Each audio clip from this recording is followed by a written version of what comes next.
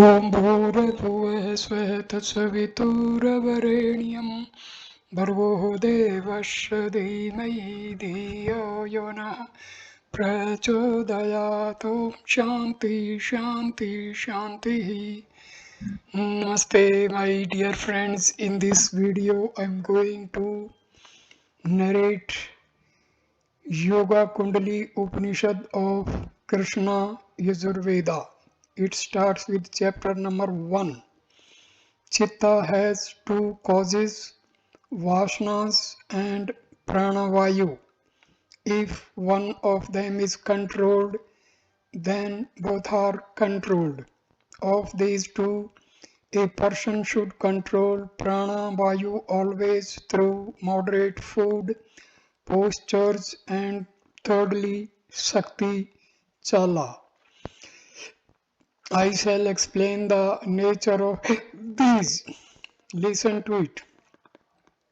O Gautama, one should take a sweet and nutritious food, leaving a fourth of his stomach unfulfilled in order to please Shiva, the patron of yogin. This is called moderate food. Posture herein required is of two kinds, Padma and Vajra. Placing the two heels over the two opposite thighs respectively is the Padma posture, which is the destroyer of all sins. Placing one heel below the Mula Kanda and the other over it and sitting with the neck, body and head erect is the Vajra posture. The Shakti mentioned above is only Kundalini. A wise man should take it up from its place with the navel upwards to the middle of the eyebrows. This is called Shakti Chala. In practicing it, two things are necessary: Saraswati Chalan and the restraint of prana breath. Then, through practice, Kundalini, which is spiral, becomes straightened. Of these two, I shall explain to you first Saraswati Chalan. It is said by the wise of old that Saraswati is no other than Arundhati. It is only by arousing her up that Kundalini is aroused. When prana breath is passing through one's ida and left nostril, he should assume firmly Padma posture and should lengthen inwards 4 digits the akas of 12 digits. Then the wise man should bind the Saraswati Nadi by means of this lengthened breath and holding firmly together both his ribs near the navel by means of the forefingers and thumbs of both hands. One hand on each side should stir up Kundalini with all his might from right to left, often and often for a period of 2 muhurats, 48 minutes. He should be stirring it up fearlessly. Then he should draw up a little when Kundalini enters Susmana. By this means, Kundalini enters the mouth of Susmana. Prana also having left that place enters of itself the Susmana along with Kundalini. By compressing the neck, one should also expand the navel. Then by shaking Saraswati, prana goes above to the chest. Through the contraction of the neck, prana goes above from the chest. Saraswati, who has sound in her womb, should be shaken or thrown into vibration each day. Therefore, by merely shaking it, one is cured of diseases. Gulma, a splenetic disease, Jalodra, dropsy, Paliha, a splenetic disease, and all other diseases arising within the body, arising within the belly, are undoubtedly destroyed by shaking this Shakti. I shall now briefly describe to you pranayama. Prana is the Vayu that moves in the body, and its restraint within is known as Kumbhaka. It is of two kinds, Sahita and Kevala. One should practice Sahita till he gets Kevala. There are four Vedas, lit piercings or divisions with Surya, Ujjayi, Shitali, and Bhastri. The Kumbhaka associated with these four is called Sahita Kumbhaka. Being seated in the Padma posture upon a pure and pleasant seat, which gives ease and is neither too high nor too low, and in a place which is pure, lovely, and free from pebbles, etc., and which for the length of a bow is free from cold, fire, and water, one should shake or throw into vibration Saraswati, slowly inhaling the breath from outside as long as he desires through the right nostrils. He should exhale it through the left nostril. He should exhale it after purifying his skull by forcing the breath up.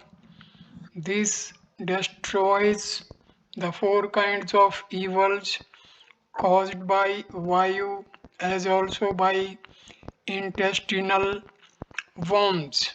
This should be done often, and it is this which is spoken of as Surya Bheda, closing the mouth and drawing up slowly the breath as before with the nose through both the nadis or nostrils and retaining it in the space between the heart and the neck.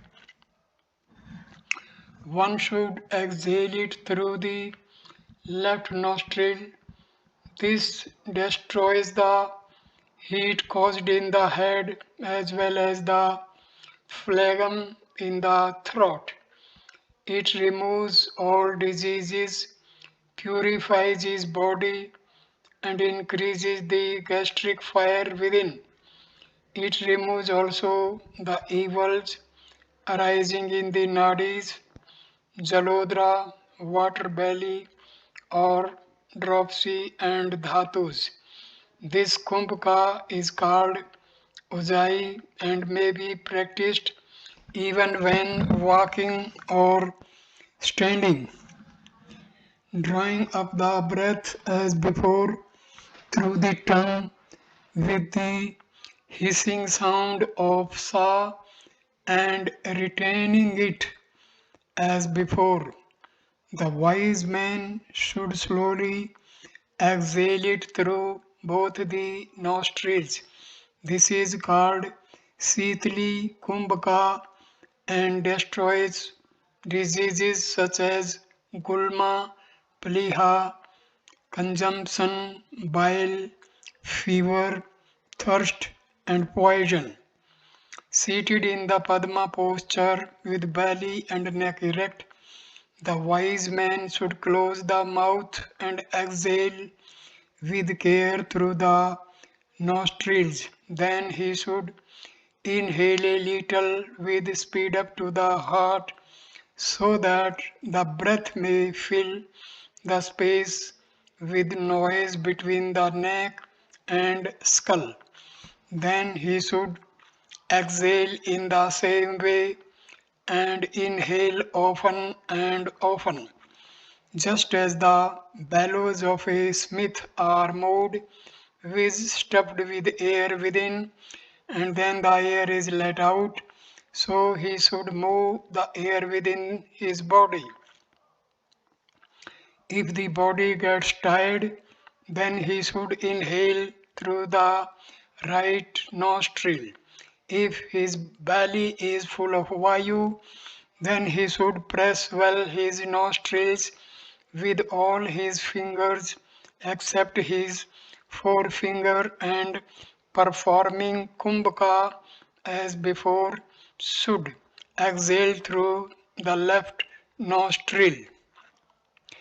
This frees one from diseases of fire in or inflammation of the throat, increases the gastric fire within, enables one to know the Kundalini, produces purity, removing sins, gives happiness and pleasure, and destroys phlegm, which is the bolt or obstacle to the door at the mouth of Brahmanadi with Susmana.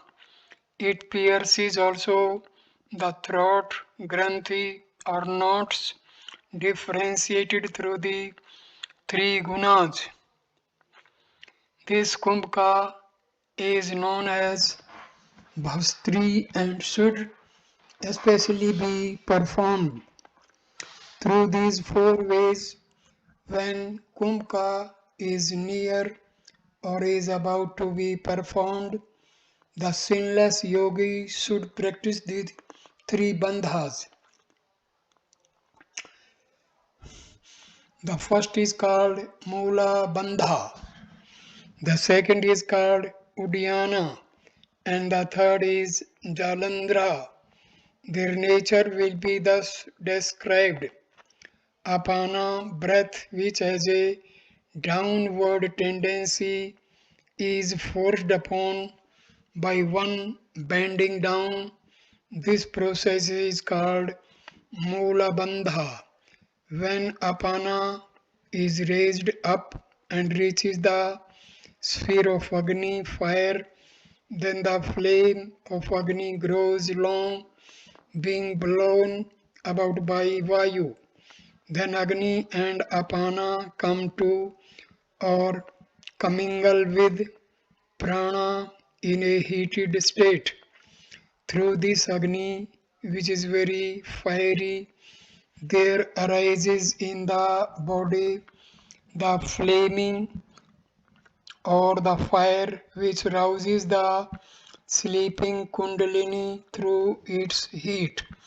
Then this Kundalini makes a hissing noise, becomes erect like a serpent beaten with stick, and enters the hole of Brahmanadi, Susmana.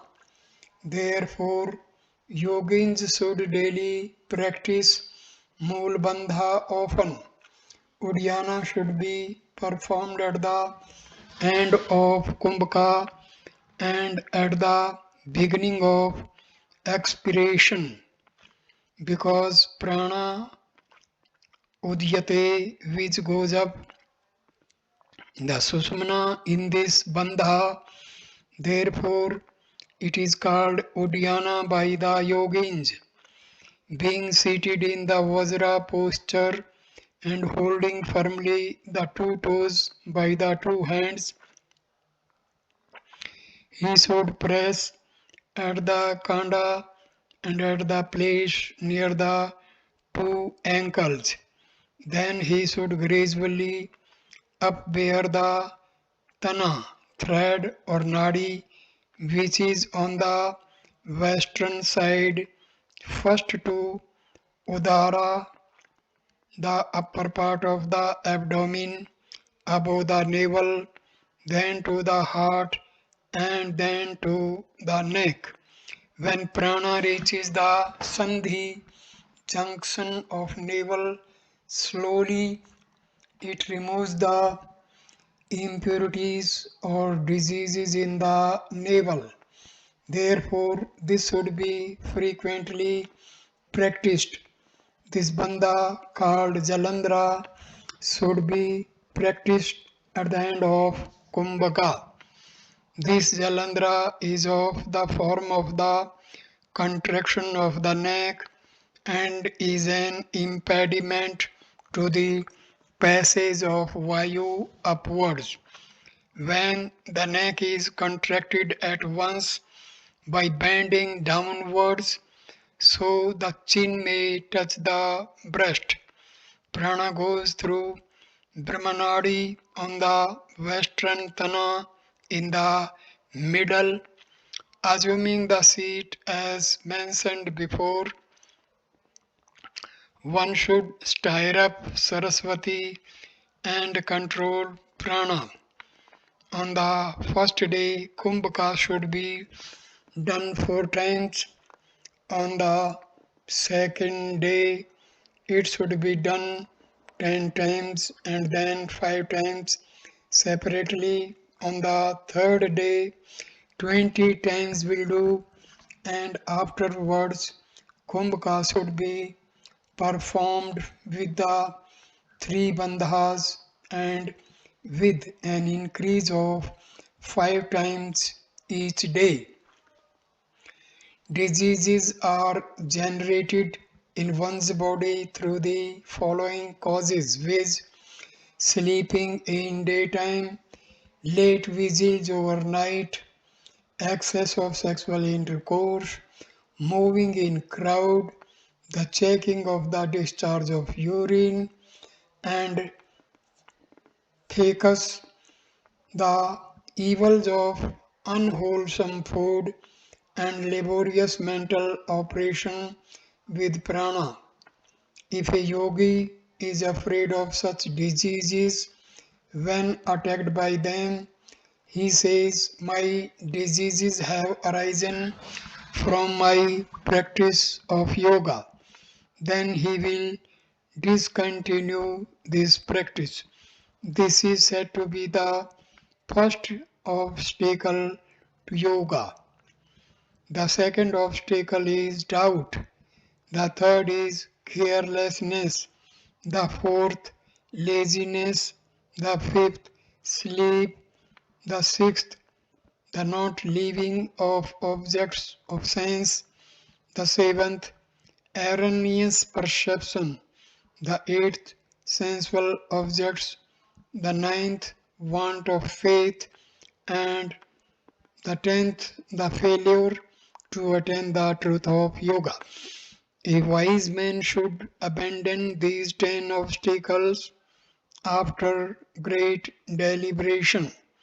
The practice of pranayama should be performed daily with the mind firmly fixed on truth.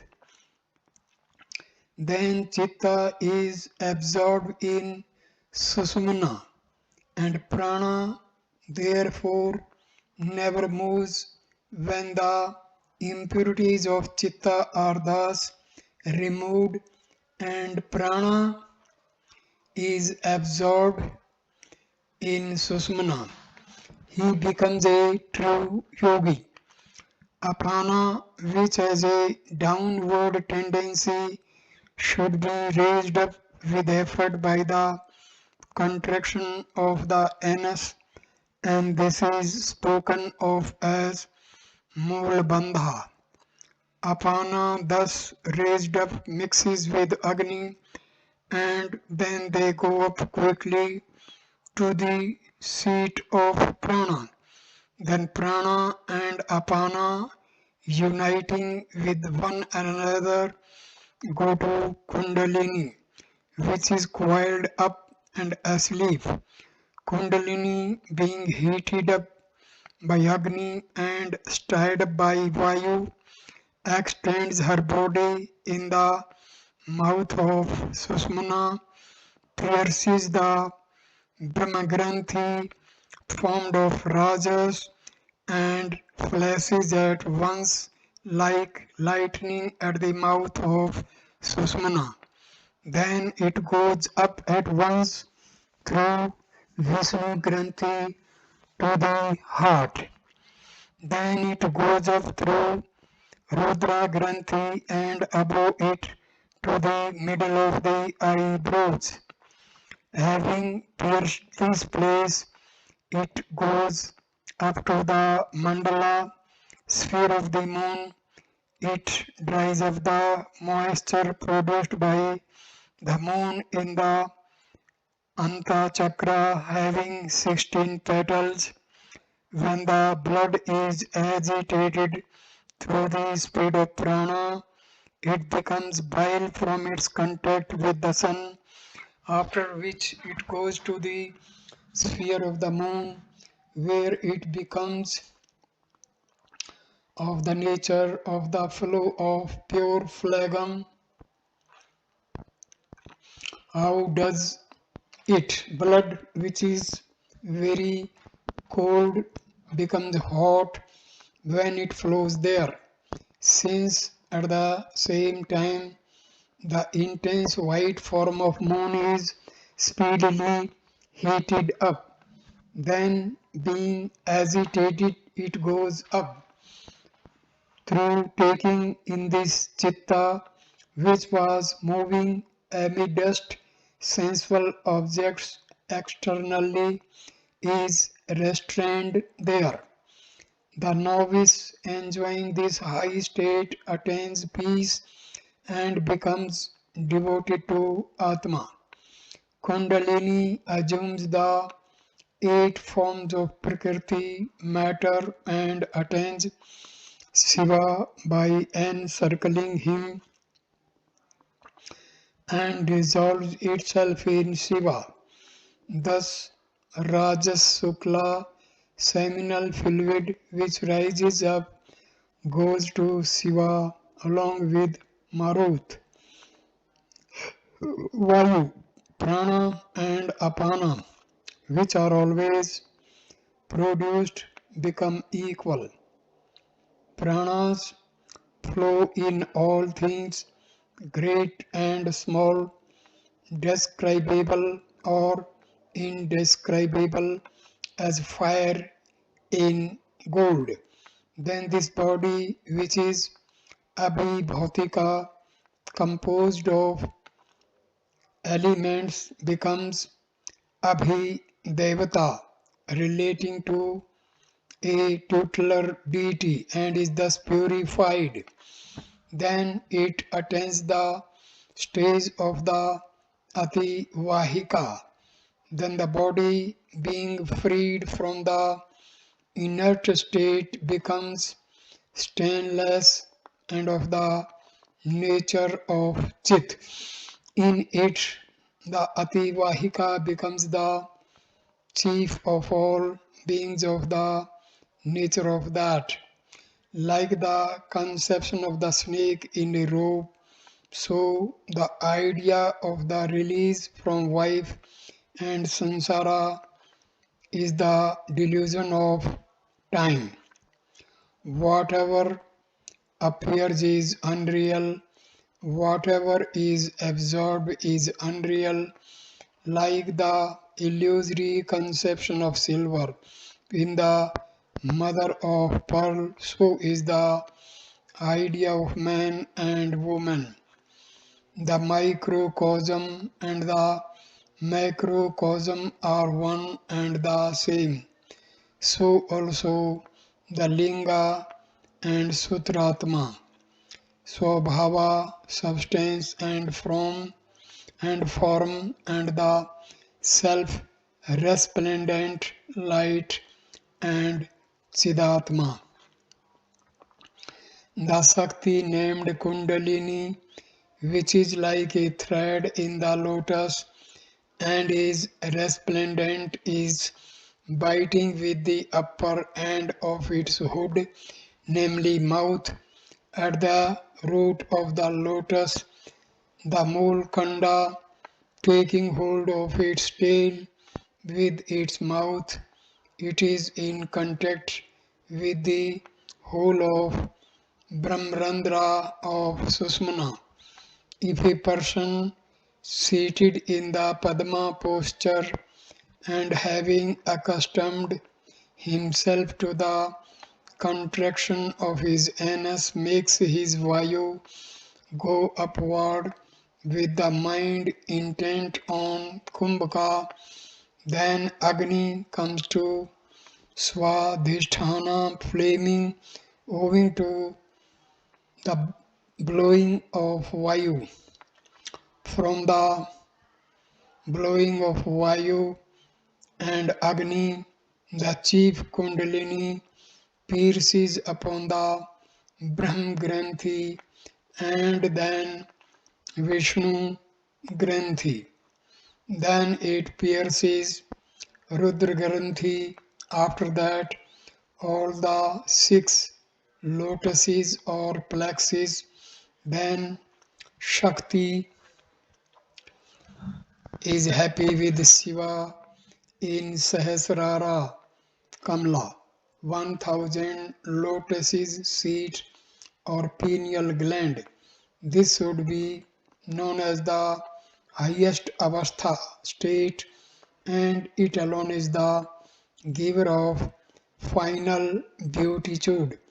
Thus ends the first chapter. Chapter 2. I shall hereafter describe the science called Khechri, which is such that one who knows it is freed from old age and death in this world. One who is subject to the pains of death, disease, and old age should osage on knowing this science, make his mind firm, and practice Khechri.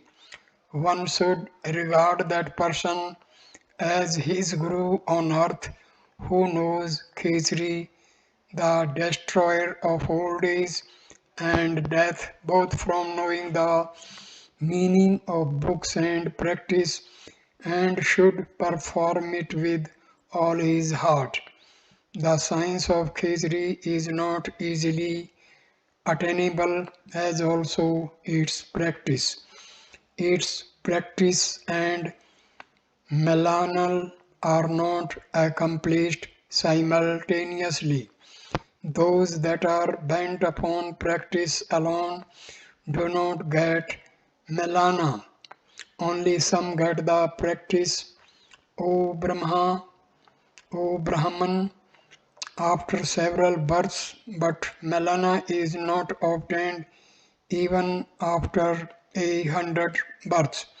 Having undergone the practice after several births, some solitary yogin gets the melana in some future birth as the result of his practice.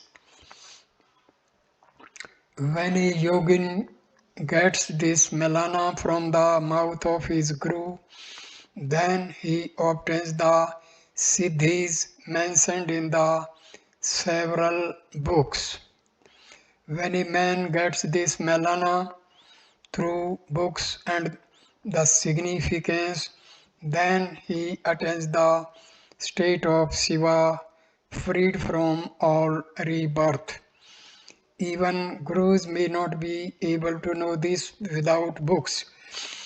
Therefore, this science is very difficult to master.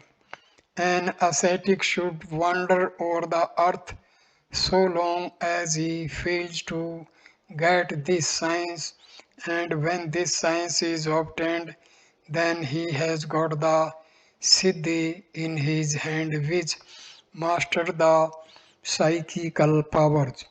Therefore, one should regard as Achyuta Vishnu the person who imparts the melana, as also him gives out the science. He should regard as Shiva him who teaches the practice. Having got this science from me, you should not reveal it to others. Therefore, one who knows this should protect it with all his efforts, which should never give it out except to persons who deserve it. O Brahman, one should go to the place where lives the Guru who is able to teach the divine yoga and there learn from him the science Khetri and being then taught well by him, so that first practice it carefully. By means of this science, a person will attain the Siddhi of Khetri, joining with Khetri Shakti, with Kundalini Shakti by means of the science of Khetri, which contains the bija, seed of letter of Khetri. One becomes the Lord of Khetras, Devas, and lives always amongst them. Khetri bija seed letter is spoken of as Agni, encircled with water, and as the abode of Khetras Devas. Through this yoga, Siddhi is mastered. The ninth bija letter of Somasa, Soma or moon part should also be pronounced in the reverse order. Then a letter composed of three ansas of the form of moon has been described, and after that the eighth letter should be pronounced in the reverse order. Then consider it as the supreme and its beginning as the fifth, and this is said to be the Kuta, horns of the several bhinas or parts of the moon. This, which tends to the accomplishment of all yogas, should be learnt through the initiation of a guru.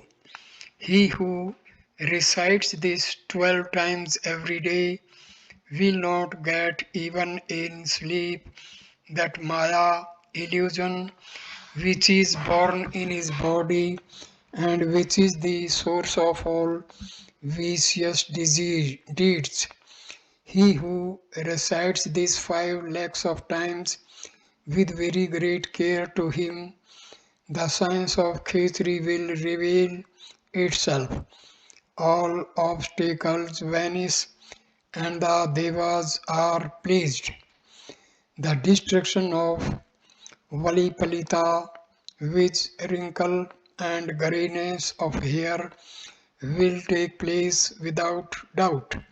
Having acquired this great science, one should practice it afterwards. If not, O Brahman, he will suffer without getting any siddhi in the path of Khetri. If one does not get this nectar-like science in this practice, he should get it in the beginning of Melana and recite it always.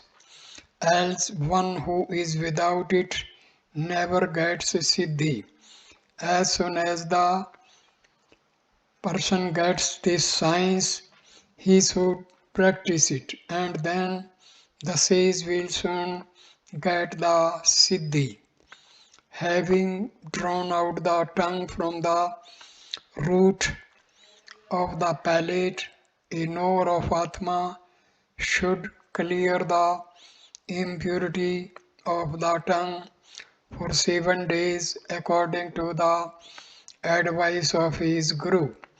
He should take a sharp knife which is oiled and cleaned and which resembles the leaf of the plant Snowy Euphorbia aticorum, and should cut for the space of a hair the frenum lingui, having powdered sandhava, rock salt, and pathya, sea salt.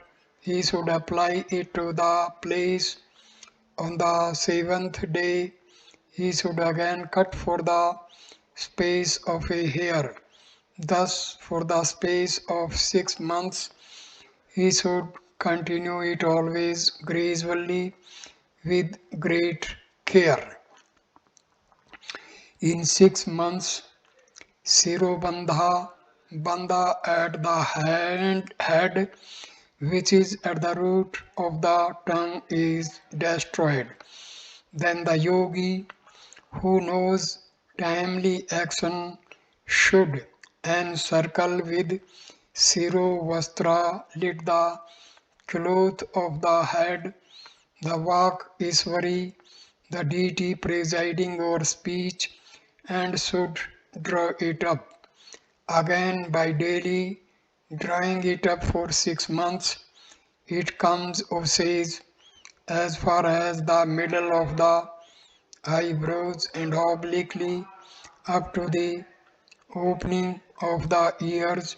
Having gradually practiced, it goes to the root of the chin. Then in 3 years it goes up easily to the end of the hair of the head.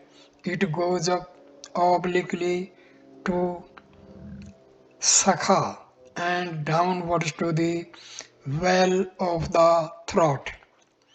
In another 3 years it occupies Brahmarandra and stops there without doubt. Crosswise it goes up to the top of the head and downwards to the well of the throat. Gradually it opens the great adamantine door in the head. The rare science of Khetri Bija has been explained before.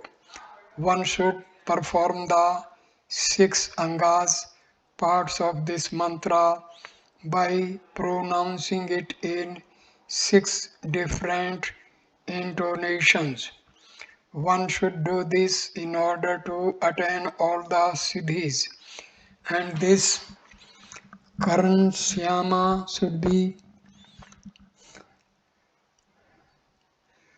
Karnayasam should be done gradually and not all at a time, since the body of one who does it all at once will soon decay.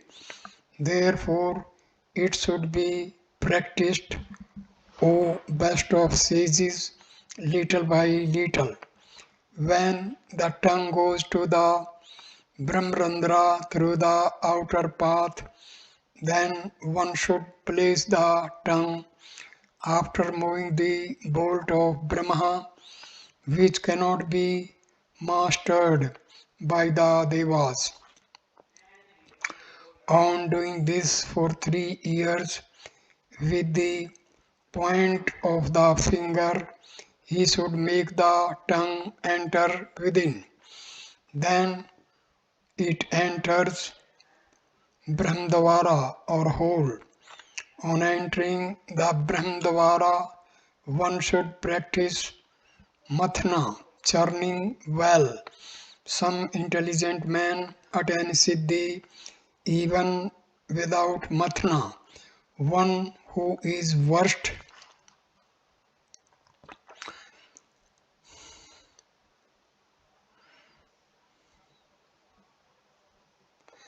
Khetri mantra accomplishes it without Mathna.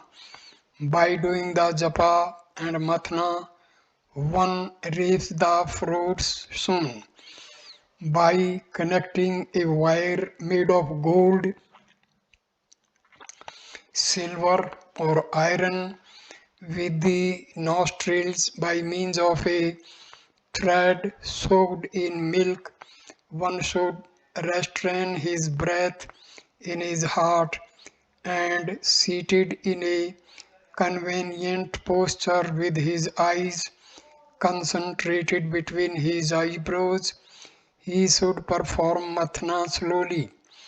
In 6 months, the state of mathna should naturally like sleep in children, and it is not advisable to do mathna always. It should be done once only in every month. A yogi should not revolve his tongue in the path. After doing this for 12 years, Siddhi is surely obtained. Then he sees the whole universe in his body as not being different from Atma. This path of the Urdhva Kundalini, higher Kundalini, O Chief of Kings, conquers the macrocosm. Thus ends the second chapter. Chapter 3. Malan Mantra Devan Hari Harim Bha Bham Sa Sam Sam Sham Pham Pham Sam Sam and Devan Gri Som Aksham. The lotus born Brahma said, O Shankara, among new moon, the first day of the lunar fortnight and full moon, which is spoken of as its mantra's sign. In the first day of lunar fortnight and during new moon and full moon days, it should be made firm and there is no other way or time. A man longs for an object through passion and is infatuated with passion for objects. One should always leave these two and seek the Niranjana stainless. He should abandon everything else which he thinks is favorable to himself. Keeping the manas in the midst of Shakti and Shakti in the midst of manas, one should look into manas by means of manas. Then he leaves even the highest stage. Manas alone is the bindu, the cause of creation and preservation. It is only through manas that bindu is produced like the curd from milk. The organs of manas is not that which is situated in the middle of bandhana. Bandhana is there where Shakti is between the sun and moon. Having known Susmana and its Bheda piercing and making the Vayu go in the middle, one should stand in the seat of Bindu and close the nostrils. Having known Vayu, the above mentioned Bindu and the Sattva Prakriti as well as the 6 chakras, one should enter the Sukha Mandala with the Sahasrara or pineal gland, the sphere of happiness. There are 6 chakras. Mooladhara is in the anus, Swadhisthana is near the genital organ, Manipura is in the navel, Anahata is in the heart, Visuddhi is at the root of the neck, and Ajna is in the head between the two eyebrows.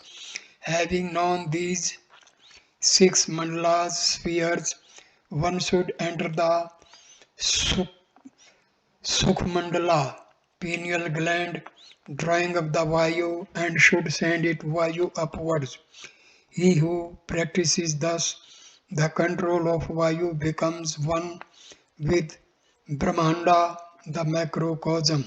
He should practice or master Vayu, Bindu, Chitta and Chakra.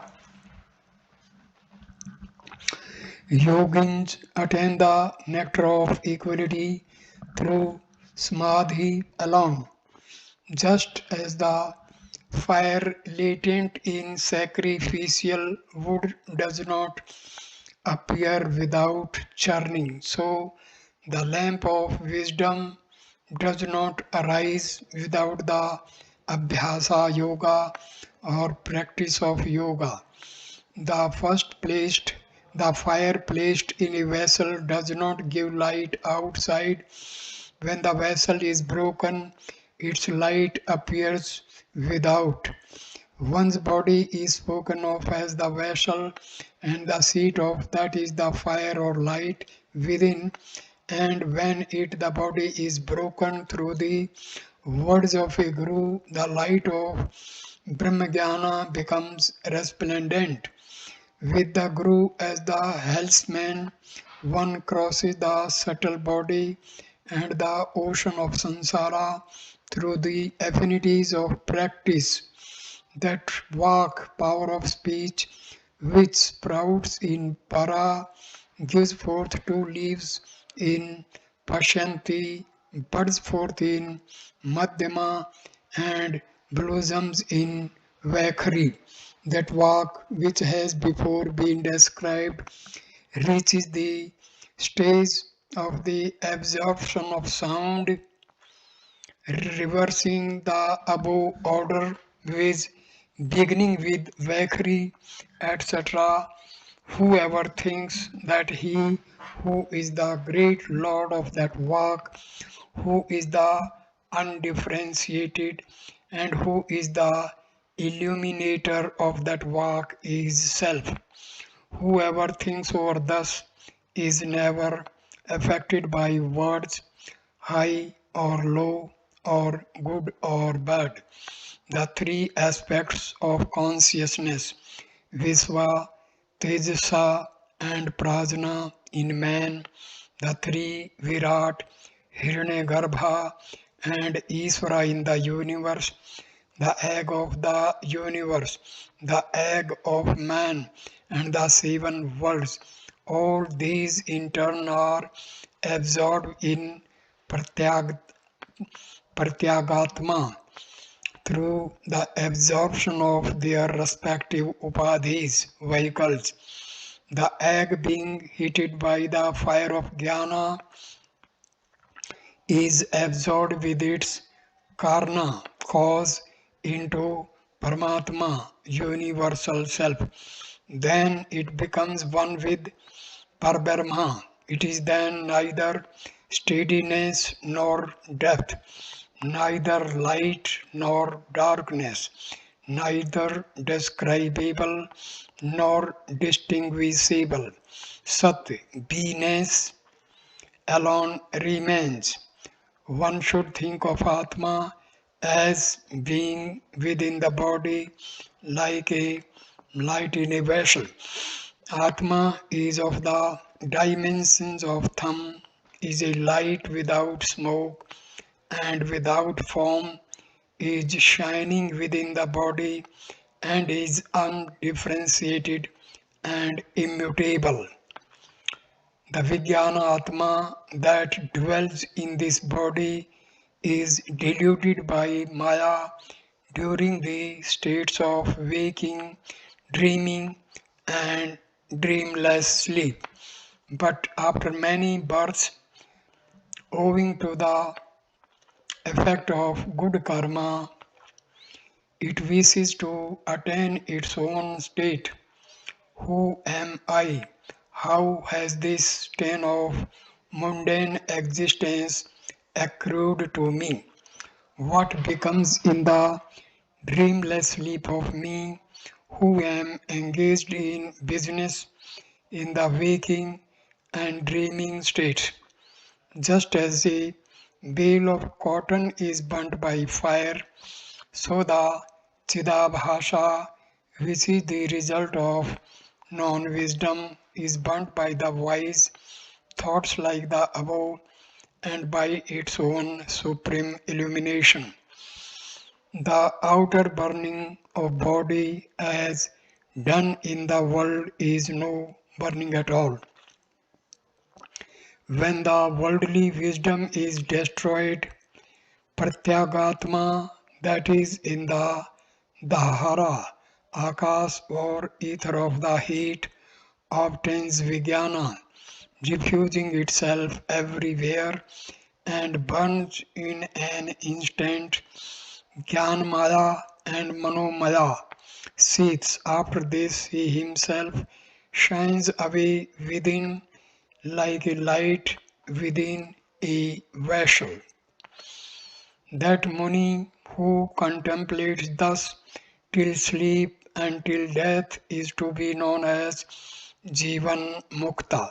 Having done what ought to be done, he is a fortunate person, and having given up even the state of a Jivan Mukta, he attains Videha Mukti, emancipation in a disembodied state. After his body wears off, he attains the state as if of moving in the air.